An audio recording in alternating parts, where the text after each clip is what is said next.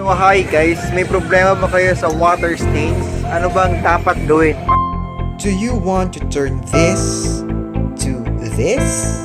Well, you have to watch the full video. Hi guys, Joel and here, and we are still here on Boracay Island, specifically in Cocoloco. So meron tayong mga interview ngayon. Kung may problema kayo sa water stains, ito na siguro ang sagot. So hi guys,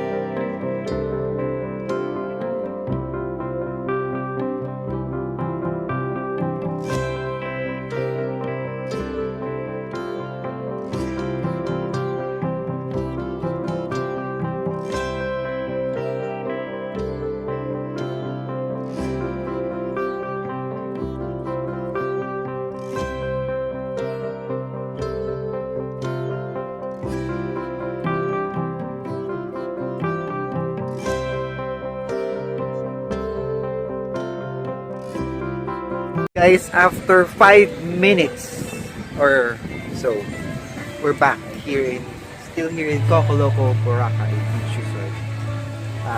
Usapin natin sila. Kumusta ang mga baso? Okay lang, medyo nawala na. Nawala ba yung mga puti? Wow, effective. Oo nga, no? Wala na yung watermark. Before and after, wala ka? Before. Ayan, before and after. Ay, saan yung after mo? Ano? Yan, oo nga, no? Ayan, no? Before, after. Nice. Very good, very good. So, effective ba? Effective ba na yung, ano mo, yung yung recommendation mo, sir? Very effective. Kapag gusto nyong matanggal yung watermark sa baso nyo, just go to ano yan? Go to market and find Anong gina-vlog mo? Baking soda Yeah, baking soda and vinegar. Okay. You can find it into your kitchen. So, Thanks, guys. So there you have it, guys. I'm with MJ, Rechel, and Chennie of Cocoloco Boracay Beach Resort. This has been Joel Johnson, your friend saying never stop exploring the world. One story at a time. Signing out for now. Peace.